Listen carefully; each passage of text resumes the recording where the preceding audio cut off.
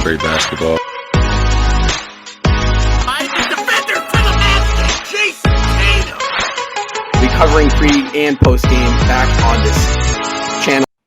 How's it going, everybody? And welcome back into another episode of the Celtics Talk Weekly. I am your host, Rob Haytayan. Joined with me are my two co-hosts, Justin Lowe and Ian Angelo. They don't need any introduction. You guys know who they are.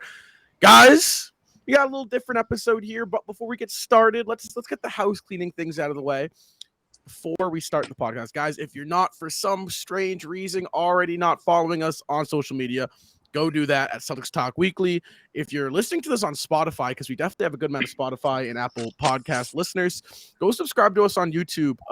You can actually watch it there. We do a live kind of in-person one. It's a lot of fun. So if you're not checking that out, go check that out. And all that. And this podcast is sponsored by Sharps. If you don't know what Sharps is essentially a social media app for sports betting. You can follow me, you can follow Justin, you can go follow Ian on Sharps. It's a great app. You can see what your friends are betting, what other people are betting. You can track your bets over in the last 10, your win percentage, your profit gain, and your profit loss if you're, a shaky bettor.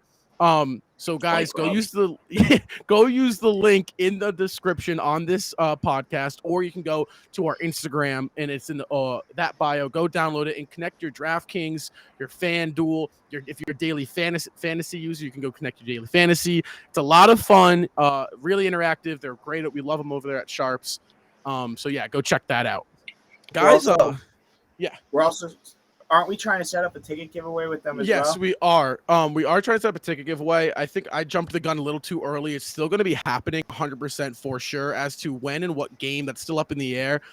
So once we get that all squared away, like I said, again, go follow us on social media just so you can keep up with that, because I'll have everything covered over there. But yes, ticket giveaway coming for sure. So keep an eye on that. But guys, kind of a weird episode, right? Because we're at the All-Star break. The All-Star game was great for Celtics fans. Obviously, we're going to get into that. But let's just get the Celtics stuff out of the way, right? Obviously, Will Barton has officially been bought out. Brad and Wick have said that they would be very shocked if they go into the playoffs with an open roster spot. Celtics obviously holding that open roster spot from releasing Noah Vonleh a couple months back. So, Justin, Ian, do you think Barton is a serious contender for signing with the Celtics? Do you think it's a good sign if the Celtics do go forward with it? Yeah, I do. I think Will Barton is a phenomenal 3-and-D player. He's a veteran. He's been around the league. He's got the experience. Back in his early Portland days, he wasn't really a good shooter. He was really a really high-level defender. And then when he went to Denver, he then became a great shooter because he had to stretch the floor around guys like Jokic and Jamal Murray, and he made a great name for himself there. I think you go out and do it if you're Boston. I mean, it's you're adding without subtracting. It's also an extra wing. You need a wing. And on top of that, it's a guy who can get you buckets on one end and play defense on the other end. Almost similar to a Marcus Smart with better shooting, but obviously a lower grade of defense. It's almost like you're stashing away another Marcus Smart in terms of he can give it to you on both ends of the floor. Again, low. I think it's a very low risk, similar to Mike Muscala, and a very high reward. If he works out, that's amazing. He works out and we get depth. If he doesn't, we didn't give up anything for him. So there's no harm in just stashing him at the end of the bench and having a insurance player as we get down. What are we, only 22 games left in the regular season? 23 games. So I think, again, you go out and do it. I'd love to see Will Barton on this team. Definitely. I agree with you. I think Will Barton would be a good addition to the team. I mean, this is his second best three-point shooting season of his career. He's shooting 38% from three, which is pretty solid for a guy that was playing on a okay to bad Wizards team, if you want to say. I think he would be a good addition. I mean, you can never have too much depth at the wing. You can never have too much shooting. You can never have too much, you can never have too much defense. You never have too much of anything when it comes to the Celtics. And if you want to rest Jayson Tatum and Jaylen Brown, a guy like Will Barton can give you minutes around the end of the season. So I think it would be a really good idea to pick up Will Barton. Plus, he's also went to high school in New Hampshire, so New England native. Did he really? Kind of. Yeah, he went to high school in New Hampshire, but he was born in Maryland. So Where did you know what high school he went to? Was it yeah, Brewster? he went Was to he a Brewster guy? It was Brewster. Yeah. Yeah. I also think for the Celtics, when you add a guy like Will Barton to his depth, to this depth, it's almost similar to a Malcolm Brogdon and Derek White addition in terms of, look, let's face it, we know how valuable Marcus Smart is to this team, but how relieving was it when Marcus Smart went out of and you had guys like Malcolm Brogdon and Derek White to step up and come in? I mean, Derek White is playing on an all-star level basketball right now, his best basketball of his entire career. Malcolm Brogdon can give you points, he can give you assists, he can give it to you defensively as well. He can facilitate really well. So again, Will Barton is a phenomenal, great insurance player to bring in. And on top of that, we know what we can get from Sam Hauser. He's a sniper, but when he's off, he's nearly unplayable. And it's very hard to maintain the type of shooting that he has consistently. He has his stretches. He started out the season great, then he fell out of the rotation, and now the past week or two, he's been very, very, very good. Is that sustainable? Can he be consistent? Who knows? So why not bring in another guy, another wing player who can fill in even in the shoes of Sam Hauser, let alone Jayson Tatum. So again, I think it's a no-brainer, especially after missing out on Danny Green and Terrence Ross in the buyout market. I think Will Barton is the best pick after those two.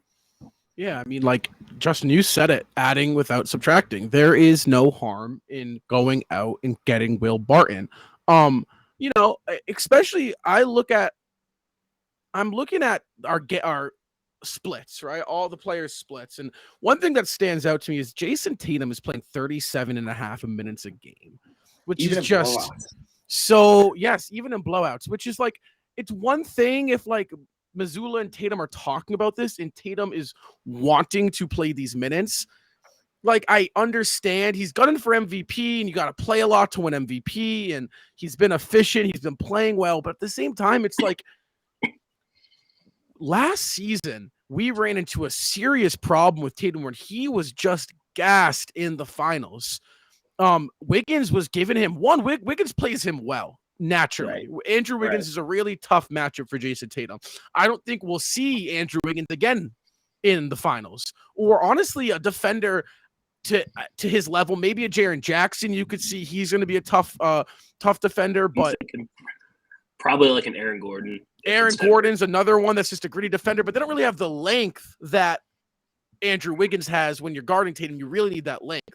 However, we don't want him gassed. If he's playing 37 minutes a game in the regular season, what is that? You kind of shorten up your rotation come playoff to watch. That can be 42 minutes a game for 2 straight months come April. It's just like Will Barton's a guy for these last 22 games you can bring in.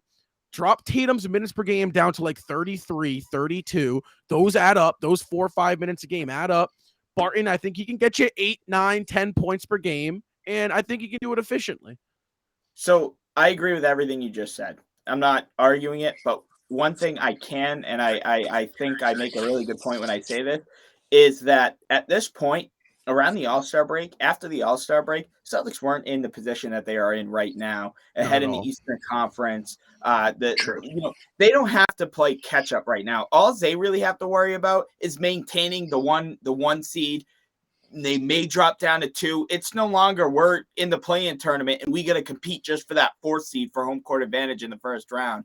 It's not like it was last year where Tatum had to, the last 20 to 30 games, Jayson Tatum had to play those 35-minute games, even in blowouts. I think this second half of the season, not that the Celtics are going to coast, but there's also room for Jayson Tatum to rest at the end of the season. If you remember that Milwaukee game, the Chicago game, and the Memphis game, the last 3 games, JT had to play in those games, but I believe it was the Milwaukee game. But that Grizzlies game, Jayson Tatum screwed it up. He had to play. This year, I don't think that's going to be the case, especially if they go out and get a guy like Will Barton to back him up.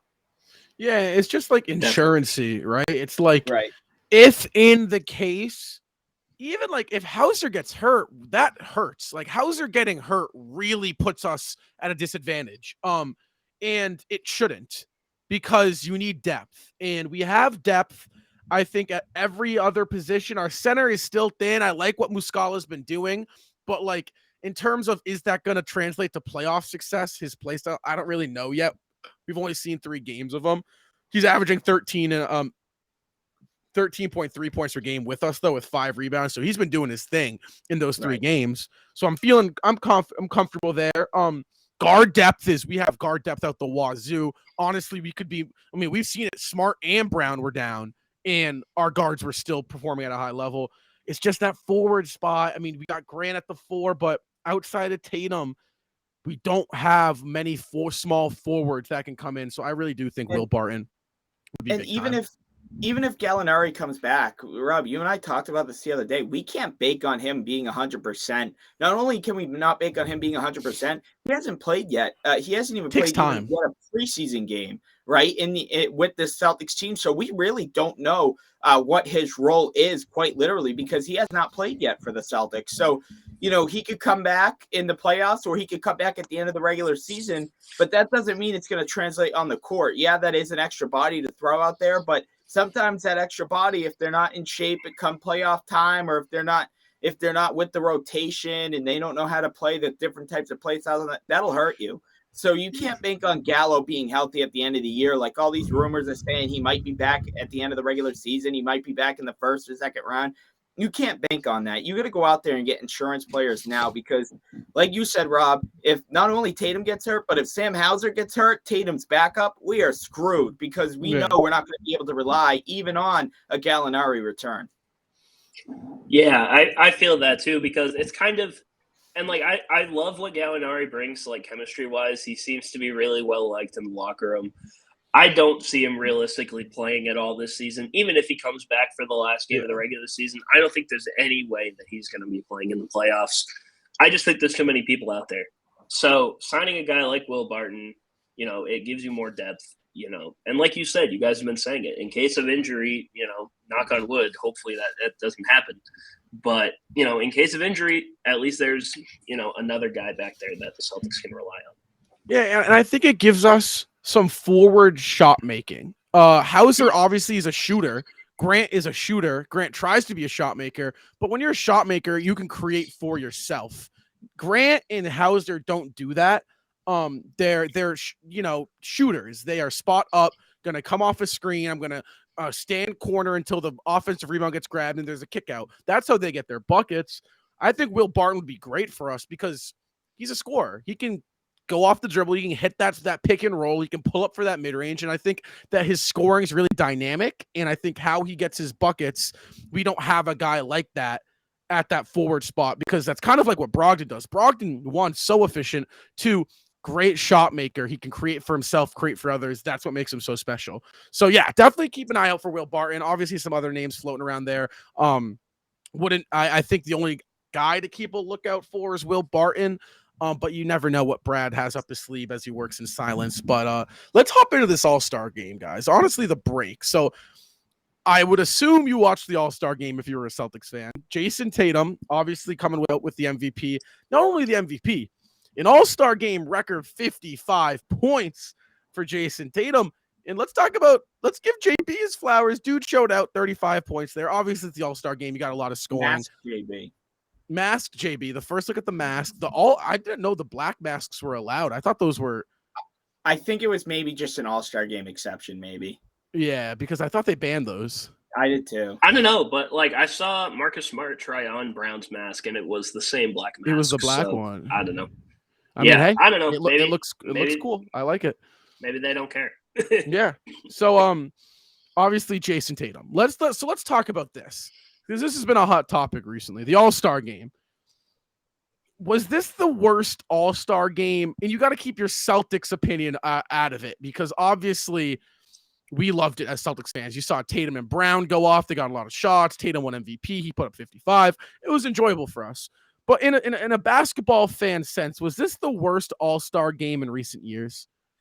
I want to give you my opinion. I hate the new format. I do. All respect to Kobe Bryant. I hate the target score. I hate the Team Giannis and Team LeBron. I miss the East versus West. I get it that the West, and the East, I get the player styles. I get the player discrepancies and all that. I get it, but I don't like the new format. I don't like how there's no defense at all either, which there never really has been defense, but I think this year was the worst ever defense. Teams were just chucking up half-court shots. Players were walking back on defense. The only competitive moments in that game were when LeBron blocked Shy and then Jalen and Jayson going 1v1 on the ISOs. Like, those were the only competitive parts to this game. And then even when the game got close in the fourth quarter, it seemed like guys were getting cocky, throwing up half-court shots, trying to lead a comeback or close the game out. And that, to me, that's not as entertaining as they used to be. And I think this was the worst. I even say the worst All-Star weekend I've seen in a while. We'll talk about the challenges, I'm sure, but I didn't think that the dunk contest was all that great except for Mac McClung. The three-point contest, I mean, why? First of all, why is Tatum in that? Why is Julius Randle in that? And I don't know why Julius Randle was crying like he thought he was going to win, because no way in hell. I don't even think Julius got a chance. I thought the skills competition was awful. The rookies, I don't know if you guys saw it, but the rookies only scored 2 points. It was so bad. I really do. I think it was the worst All-Star weekend that I could remember, at least in my opinion. Yeah, I mean, I'm not going to lie to you. I can say, as a Celtics fan bias, I can just say, oh, it was incredible. I mean, we got to see Jayson Tatum drop 55 and Jaylen Brown drop like 35. And, I mean, they had the one-on-one stuff, and it was such a fun time.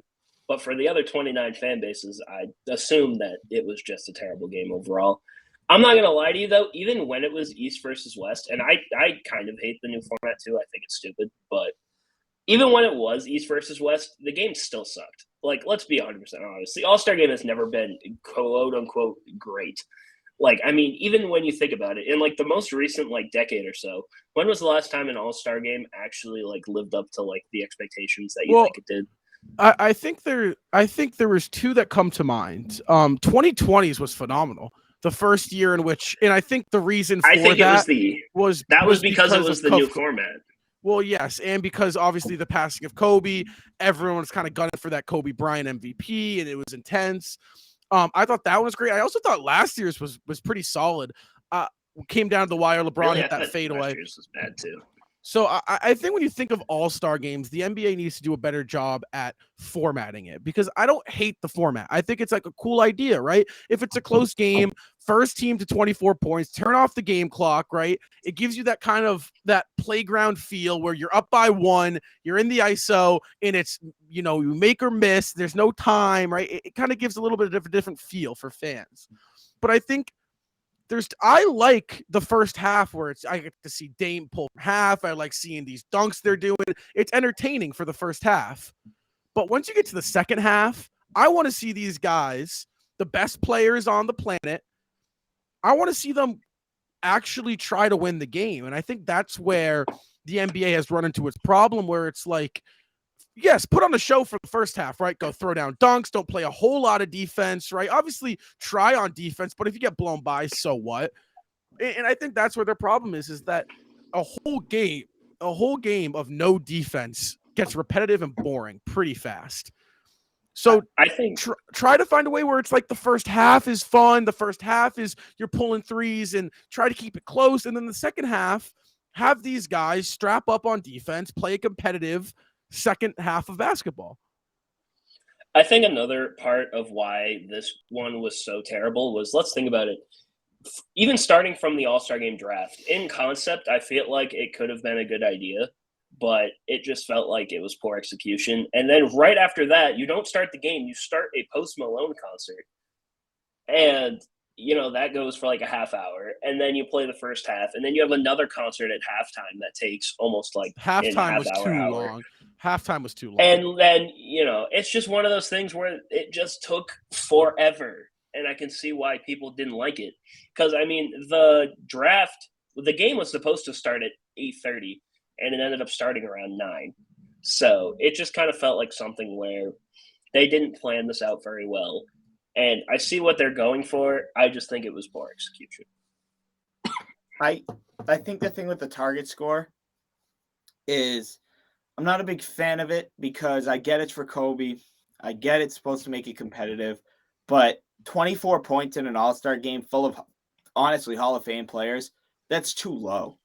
They're not playing defense in the fourth quarter, at least this year. Maybe in previous years, they've picked it up on the defensive end late in the game. But I just feel like 24 points in that game could have been over so quick in that fourth quarter if Dame didn't start taking a half-court shot every freaking possession. Because that game was stuck on, what was it, 185 or whatever it was. It was like stuck on 181 for like 3-4 minutes. Yeah, and they only needed 2 points to win to tie the score or whatever the hell it was. But I don't know. I can't complain too much in terms of as a Celtics fan, because Tatum in the 3-point contest started out slow, hit, what was it, 9 of his last 10 shots, and he almost actually made but he was stupid. Round. He was stupid because he put his money balls in the beginning, which doesn't make sense because, one, you shouldn't do that on your first shot, and two, he never shoots corner jump shots. He rarely shoots corner jump shots. His sweet spot is on that, huh?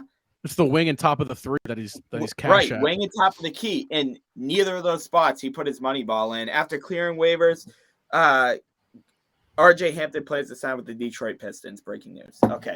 So that as Pistons are loaded up on those what if players, right? But seeing JB and Jayson Tatum go at it with Joe Mazzulla coaching them on the sideline, like that just has to put a smile on your face as a Celtic fan. Obviously, any other NBA team fan will debunk anything that would happen on Sunday, but just to see what those guys do is unbelievable. And Rob, I think you mentioned 5 of the last 6 players, including not including Jayson Tatum, or the last 6 players have made it to the finals and won Finals MVP with the All-Star Game MVP. So who knows? Maybe JT continues that. Yeah, I think another thing that I saw, like the discourse wise, was like, even when a player like Jayson Tatum was trying to score and he was actually trying in the All-Star game, people kept calling him a tryhard and a shot chucker, and Steph Curry didn't do that last year, but it's Steph Curry and not Jayson Tatum. I think the thing with that is that fans are looking for the guys they watched growing up. They're looking for Jayson Tatum. They're looking for LeBron James, Kevin Durant, Steph Curry, Russell Westbrook, players that aren't really in the league, that are either hurt or getting older or kind of fading out. So this All-Star game, we kind of saw the newer generation and like Damian Lillard kind of take over. You had Jaylen Brown, Jayson Tatum, Donovan Mitchell, Anthony Edwards, Joel Embiid. So you had these different players, and people hate for no reason. I mean, it's pointless to hate on what Jayson Tatum did. It was entertaining. He was doing the same thing every MVP ever has done. I'm sure if you go and look at the game in which Anthony Davis, which was when Anthony Davis in 2017 scored 55 points, it was they scored 192 to 182. So it was even higher scoring, and people were chucking up more shots. So it's don't look too really into that type of stuff. I don't, at least, because end of the day, Celtics are currently the best team in basketball. Jayson Tatum's a top 3 MVP candidate, and you can call him a try-hard in the All-Star game all you want, but every year there's a couple try-hards because they would love to win All-Star MVP. And quite frankly, shout out Jayson Tatum and Jaylen Brown, because they actually put on a show for the fans. They were trying to go one-on-one. They were trying to, get isolations going, and not everyone followed. So I liked it. Like I said, Celtics fan. I think every Celtics fan is going to like that All-Star game. I can understand if you didn't, but again, there's not too much to talk about.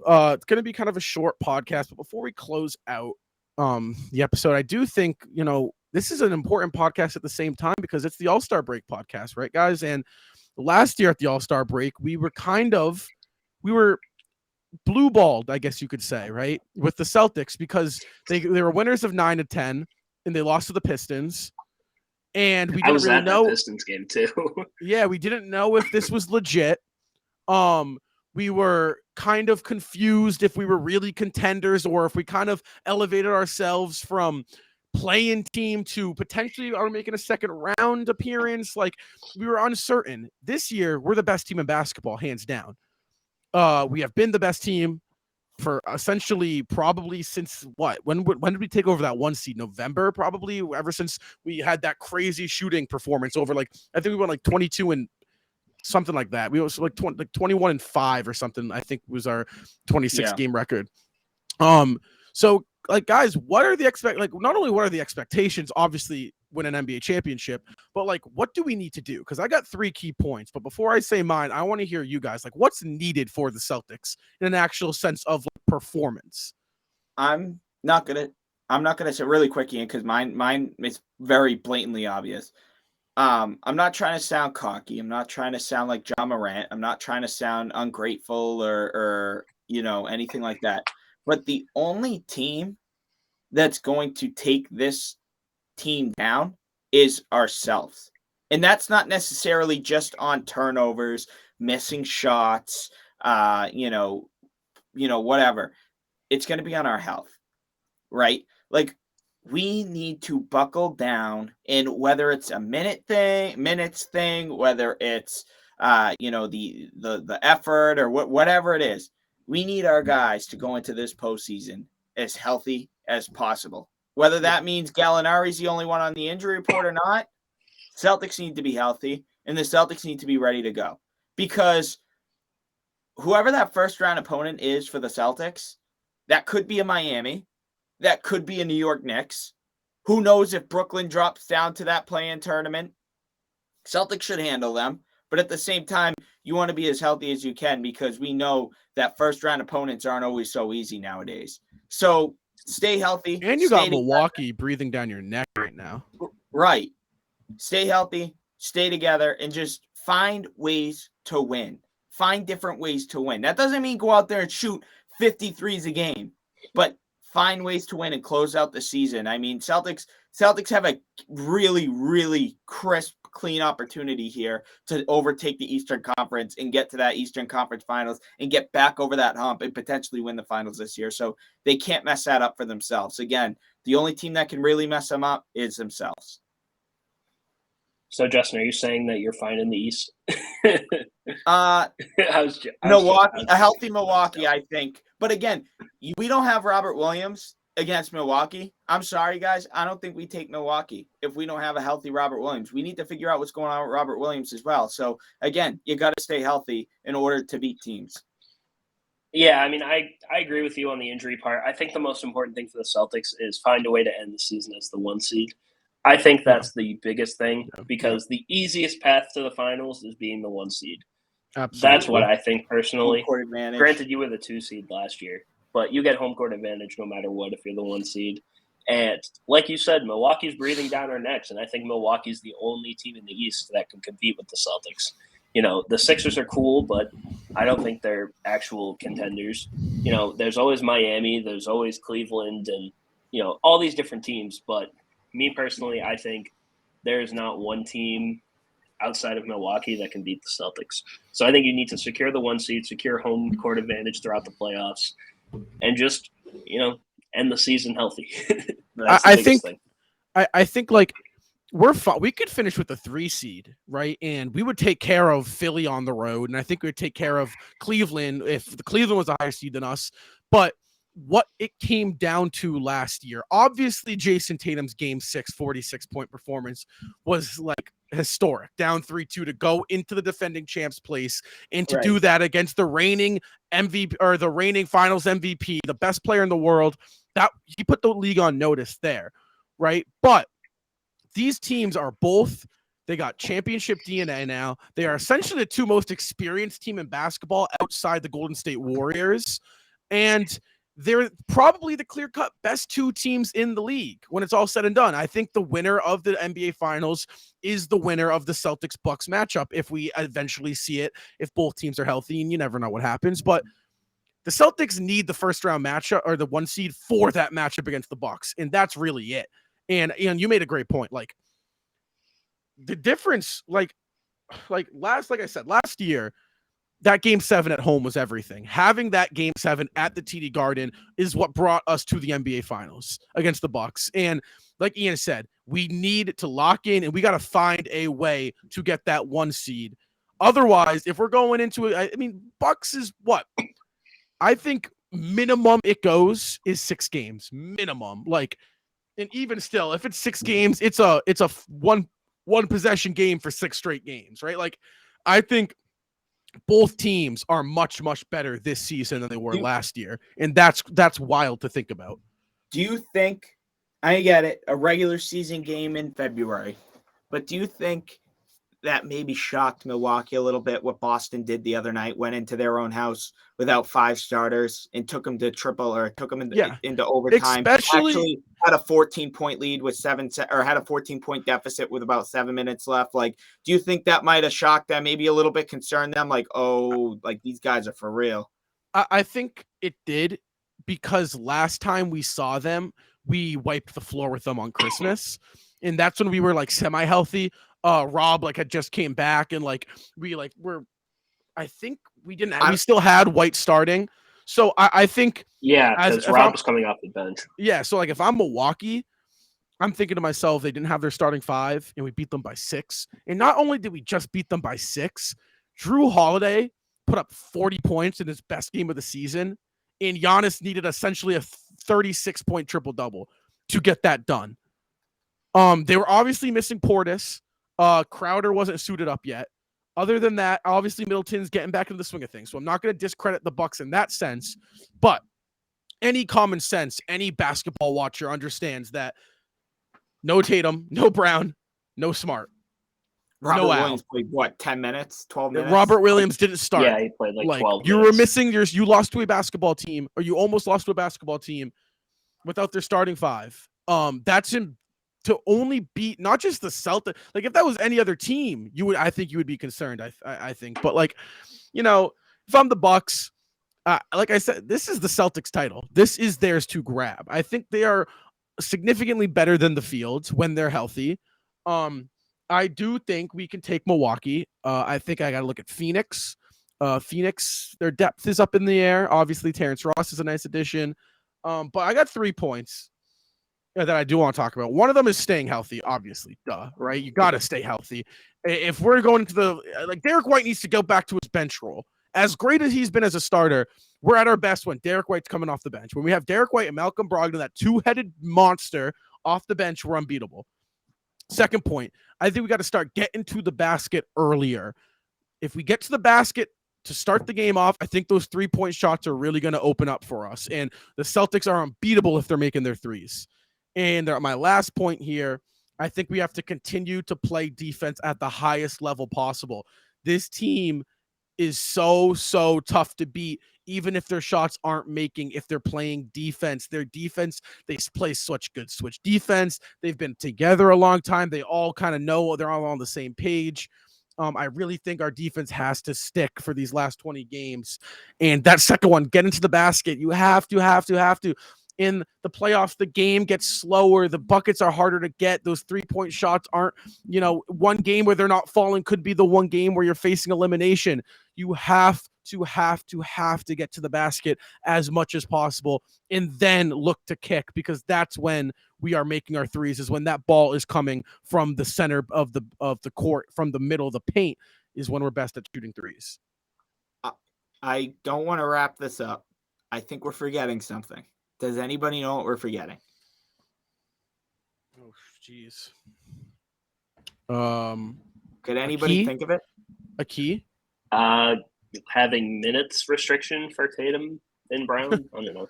I'm not necessarily talking about a key. I'm talking about a talking point that we missed, and I think it's a big talking point that I think we should touch on before we close out. Oh, Joe Mazzulla is the head coach of the Boston Celtics. We didn't talk about that. The 19th head coach in Celtic history.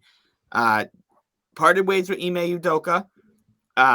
Joe Mazzulla comes in, gets the Celtics off to an amazing 21-5 start, 42-16 through the All-Star break. First in the Eastern Conference, All-Star game head coach.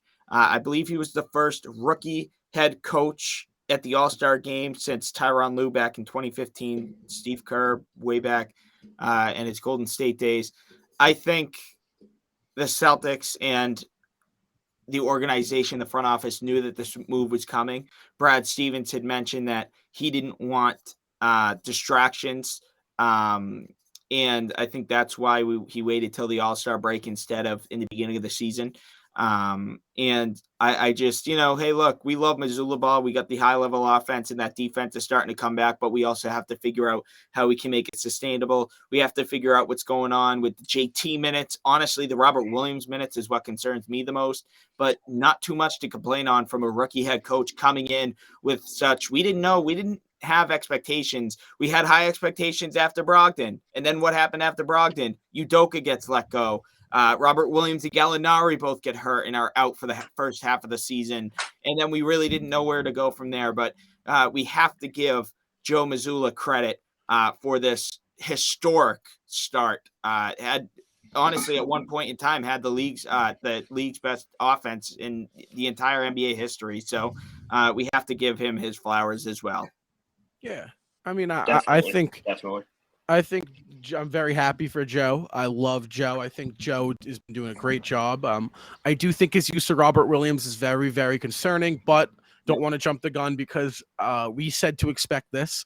Honestly, something to look out for. You want to talk about that. Another key is what happens with Robert Williams after the All-Star break, because give him some time to rest. He's kind of should be getting right back into the swing of things. Let's see hopefully some 30 minute games out of Rob. But like I said, very happy for Joe. I love his energy. I like what he's been doing. I would have liked to maybe wait until after the playoffs to make it official, because I think if there's a world in which we don't make the finals, I think we were better off with Ime. But I also do, one second, I just want to say one more thing. I also do think there's some more sides to the story we might not know about with Ime that essentially made it impossible to bring him back. So I do think that's a possibility. It's just like Tatum liked Ime, and I know Tatum loves Joe too, but it's just like it's a weird situation when you have two rookie coaches that both teams have been so good under. Is it like, does the coach, it's just like, I'm happy for Joe though. Maybe would have liked to wait to see what he does in the playoffs. Well, that's what Brad Stevens mentioned, was that he didn't want Joe Mazzulla to go into the playoffs and even throughout the playoffs, want to wonder about his jeopardy as a coach, or be concerned about his position moving forward. I think, and that's why Brad Stevens had said, that's why he got upgraded to get that interim head coach, name taken off, because he didn't want Joe Mazzulla to be thinking about that during the playoffs. He didn't want, if something bad happened, he didn't want his, to think maybe, oh, my name's at jeopardy, I'm on the hot seat. He didn't want that. And that was one of the big reasons why. But again, we have our knick-knack things, but I think we got to wait and see what happens, Ian. Definitely. I mean, it's huge that Joe is now the head coach, because you basically, and I'm not saying, obviously there's a reason why he's gone, but your last head coach just brought you to an NBA Finals, and you already have a new one who is maybe, if not better than the last guy. So, it's a lot of expectations on Joe Mazzulla. I mean, he seems like a guy who's, pretty good under pressure. So we'll just have to see. We'll have to see what happens moving forward. I want to see the Celtics get off to a good start after the All-Star break. Go on a 5-game win streak or something. I just want to see, just so it looks like the Celtics are as locked in as we think they are. That's what I want to see mostly. Also, I don't know, because didn't Giannis go to a specialist for his hand? He might, yeah. Giannis is expected to miss a couple games. It's not as bad as they thought, but it's going to take some time to heal. But still, I mean, and obviously you don't want to see any player injured like that. But since Giannis is down, the Bucks aren't as strong as they are. So you kind of want to build a little more of a deficit, a little bit more of a lead here. Absolutely. Sorry. You want to make it so you can rest your guys at the end of the year. Right? You want to make it so that you have four game lead on the Bucks with 3 games left, and you're saying, all right, Tatum, you're playing 15, 20 minutes a game for the rest of the season, right? Something like that. Yeah, but I agree, and I'd love to see the Celtics team to go on a 4 or 5, 6 game win streak. Our 10 games at All-Star break are all really, really winnable. We see the Sixers a couple times, Cleveland a couple times. Other than that, teams aren't great. We start things back up though. Indiana, when you're listening to this, will be tomorrow night, because we'll be posting this. We're recording on Tuesday. It will be posted on Wednesday. Celtics play Thursday. Good to be back, guys. I'm Rob. Next to me is Justin.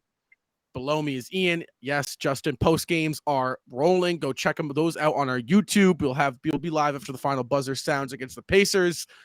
Guys, until next time, next week, hopefully I will see you guys later and go Seas.